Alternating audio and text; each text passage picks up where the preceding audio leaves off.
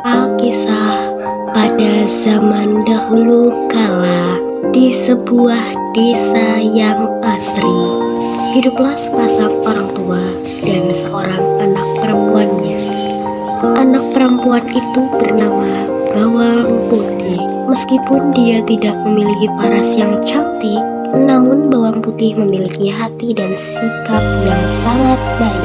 Bawang Putih lahir dari keluarga yang bahagia. Ayahnya adalah seorang konglomerat yang kaya raya. Namun, suatu hari, ibu Bawang Putih sakit keras dan akhirnya meninggal dunia. Ya, mengapa ibu pergi meninggalkan kita begitu cepat? Bawang Putih pun sangat berduka. Begitu pula ayahnya. Ini memang sudah takdirnya, nak.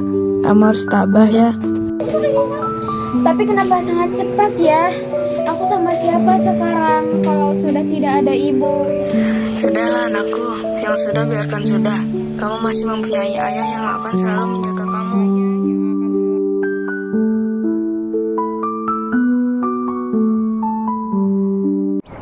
Di desa yang asri itu pula, tinggallah seorang janda dengan anak gadisnya yang bernama Bawang Merah. Sejak ibu Bawang Putih meninggal dunia, ibu Bawang Merah pun sering berkunjung ke rumah Bawang Putih. Dia sering membawakan makanan hingga membantu Bawang Putih membereskan rumahnya. Bahkan seringkali ia datang hanya untuk menemani Bawang Putih dan ayahnya ngobrol. Bawang Putih, ini sedikit makanan untukmu dan ayahmu. Waduh, kok repot-repot, Bu. Terima kasih banyak ya, Bu. Iya, sama-sama, gak usah sungkan ya kalau meminta bantuan ke ibu. Ibu pamit dulu. Oh iya, Bu. Terima kasih ya, Bu. Maaf sudah merepotkan. Salam buat Bawang Merah ya.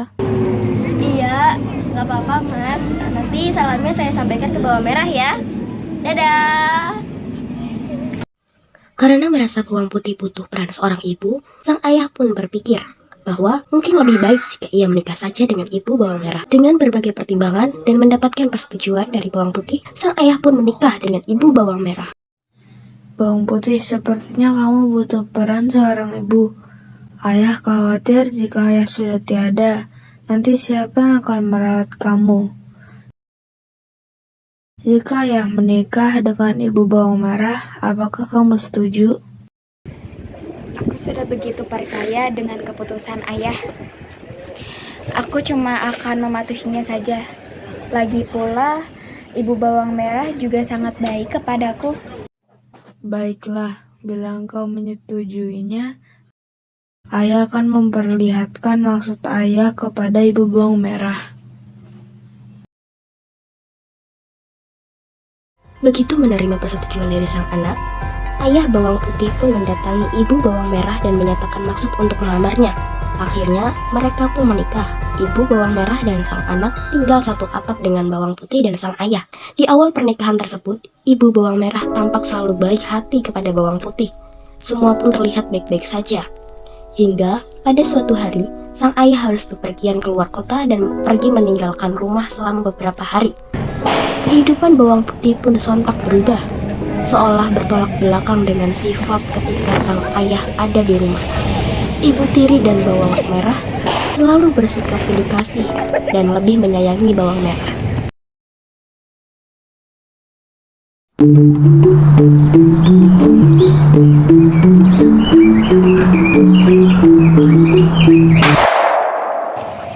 Hei Bawang Putih, kerjamu jangan cuma malas-malasan aja. Kerja sana. Baiklah, Bu. Akan saya kerjakan. Putih, kamu juga harus mencucikan bajuku dan juga membersihkan barang-barangku hari ini. Baiklah, Kak. Akan saya kerjakan.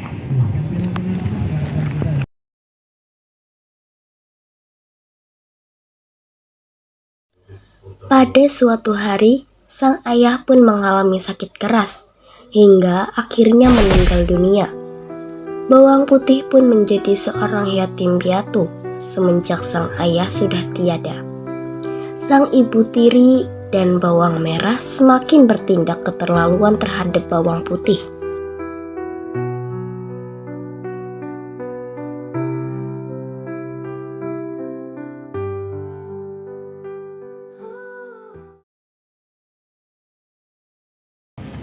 Hei Bawang Putih, kau setiap hari harus bangun pagi dan harus membuat sarapan untukku, mencuci baju untukku, dan lain-lain. Paham kau? Iya Bu, saya mengetahuinya. Akan saya lakukan. Meskipun selalu diperlakukan seenaknya, Bawang Putih tidak pernah membenci ibu dan saudara tirinya. Ia selalu bersikap baik dan mematuhi segala perintah mereka. Hingga suatu saat, Bawang Putih mengalami masalah besar karena menghanyutkan salah satu baju milik ibu tirinya ketika sedang mencuci pakaian di pinggir sungai. Bawang Putih pun menyusuri setiap sisi sungai untuk menemukan keberadaan baju ibu tirinya itu. Ia sangat takut jika ia tidak menemukannya, ibu tirinya pasti akan sangat marah. Namun, Bawang Putih tidak berhasil menemukan baju sang ibu. Dengan putus asa, ia pun kembali ke rumah dan menceritakan kejadian tersebut kepada ibunya. Bu, maafkan Putih karena baju ibu hanyut terbawa arus ketika Putih mencucinya. Apa? Ceroboh kamu. Pokoknya kamu harus cari baju itu sampai ketemu. Kamu paham?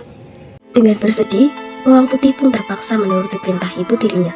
Ia kembali menyusuri sungai tempat ia mencuci tadi. Matahari pun mulai meninggi, namun Bawang Putih tak kunjung menemukan baju milik sang ibu.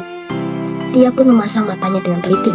Diperiksanya setiap juluran akar pohon yang menjorok ke sungai dan berharap menemukan baju sang ibu tersangkut di sana. Namun, pencarian Bawang Putih tersebut pun belum berhasil. Setelah matahari sudah mulai terbenam, ia melihat seorang ibu yang hendak pergi ke pasar. Ya, ada apa? Bibi, apakah Bibi melihat baju berwarna merah hanyut lewat sini? Baju ibu saya terbawa arus sungai. Saya harus menemukannya dan membawanya pulang. Baju merah ya. Kayaknya Bibi pernah melihatnya ada di ujung sungai. Coba kamu telusuri sungai itu dan kamu pasti menemukan sebuah rumah gubuk dan situ ada seorang nenek. Coba kamu tanya di situ. Baiklah Bibi, saya akan pergi ke sana. Terima kasih. Iya, sama-sama.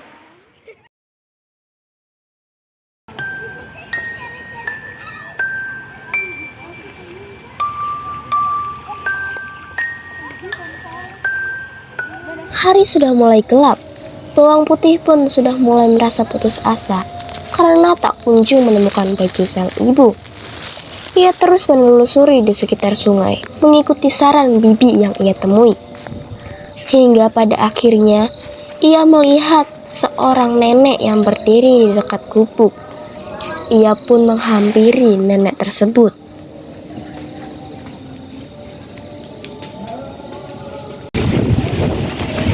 Permisi, Nek. Iya, ada apa, Nak? Saya Bawang. Nek, saya datang kemari untuk menanyakan apakah nenek melihat baju ibu saya yang hanyut di sungai? Oh, baju warna merah ya, Nak. Iya, nenek melihat baju tersebut tersangkut di depan rumah nenek. Sayang, nenek suka sekali dengan baju tersebut. Tapi nenek akan mengembalikannya dengan syarat kamu harus menemani nenek selama beberapa hari. Karena nenek tidak mengobrol sudah lama. Jadi nenek perlu ditemani. Boleh, Nek. Saya akan tinggal di rumah nenek selama beberapa hari. Asalkan nenek tidak bosan tinggal bersama saya, Nek. Akhirnya, Bawang Putih pun tinggal bersama dengan nenek itu seminggu lamanya. Setiap hari, Bawang Putih selalu membantu berbagai pekerjaan rumah nenek. Tentu saja, si nenek merasa sangat senang. Hingga akhirnya, sudah genap seminggu. Dan sang nenek pun memanggil Bawang Putih. Nak, ini Nak. Iya, Nek. Nak, ini sudah 1 minggu kamu sudah berada di sini. Saya sangat senang kamu sangat baik hati dan berbakti kepada orang tua. Sesuai janjiku, kamu boleh membawa pulang kain ini. Dan satu lagi, kamu boleh memilih salah satu dari labu ini. Tidak usah repot-repot, Nek.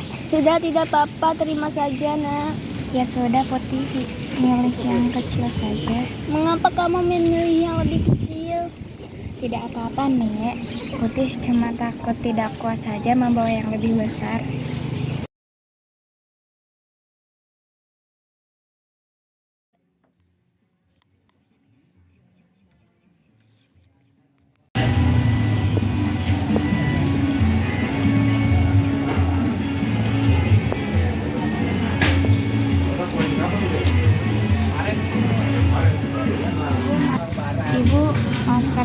saya baru kembali. Saya baru berhasil menemukan baju ibu. Ini bajunya. Gembel, apa yang itu kau bawa? Iya, apa itu yang kau bawa? Ini labu, Bu. Tadi aku dikasih oleh nenek-nenek yang menemukan baju ibu. Sini, berikan labunya kepadaku. Labu kuning tersebut pun jatuh terbanting oleh bawang merah hingga akhirnya terbelah. Bawang merah dan sang ibu pun langsung berteriak kegirangan karena melihat isi dari buah labu tersebut. Gembel, kamu dapat dari mana labu yang berisi permata dan emas itu? Iya, dari mana kamu mendapatkan buah ajaib ini? Aku mendapatkan buah labu ini dari... Putih, cepat jawab. Ketika aku sedang mencari baju ibu yang terbawa arus sungai, hari sudah mulai gelap dan aku harus menginap di sebuah rumah milik seorang nenek di pinggir sungai. Aku pun dimintai nenek tersebut untuk menemaninya selama seminggu. Setelah genap seminggu dan ketika ingin pamit pulang, aku diberi hadiah tersebut. Setelah mendengar cerita bawang putih, bawang merah pun berencana untuk melakukan hal yang sama agar bisa mendapatkan hadiah seperti ini. Bawang merah, sepertinya kamu harus melakukan hal yang sama seperti yang dilakukan oleh bawang putih. Baik, Bu. Kalau begitu, besok pagi kamu harus kembali lagi ke sungai ya. Baiklah. Keesokan harinya, bawang merah pun menghanyutkan bajunya ke sungai.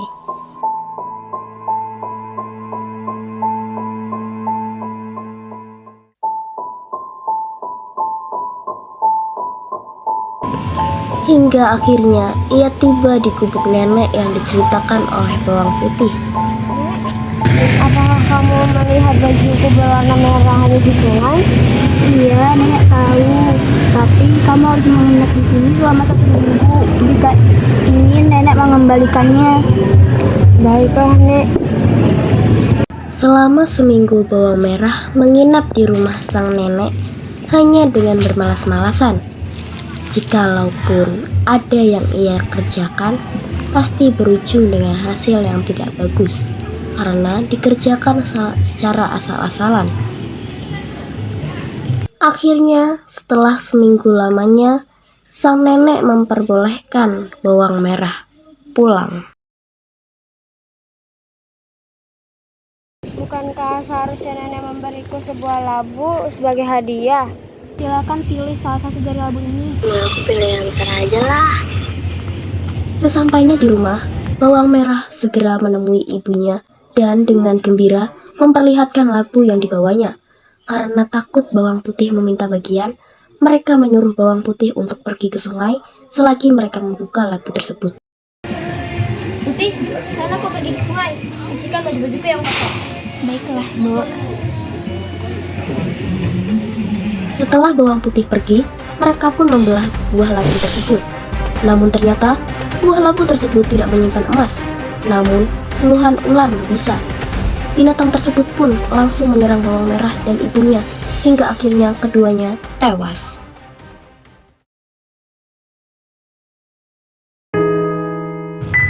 Hidup akan selalu berputar, pasti berputar. Mungkin suatu saat di atas ataupun di bawah, tak ada yang tahu. Jika diberi kesempatan berada di atas, janganlah diisi dengan yang buruk, keserakahan, dan keegoisan.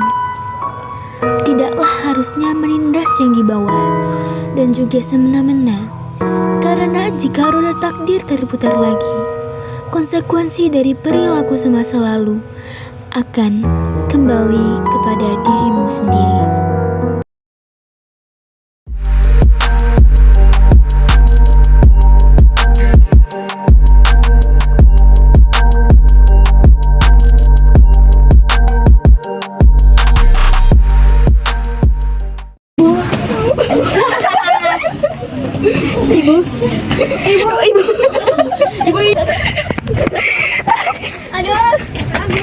Ini gimana?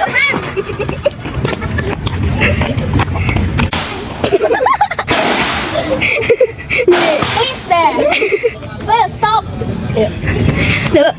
1, 2, 3. Hei Bawang Putih, setiap hari kamu harus bangun pagi dan kamu harus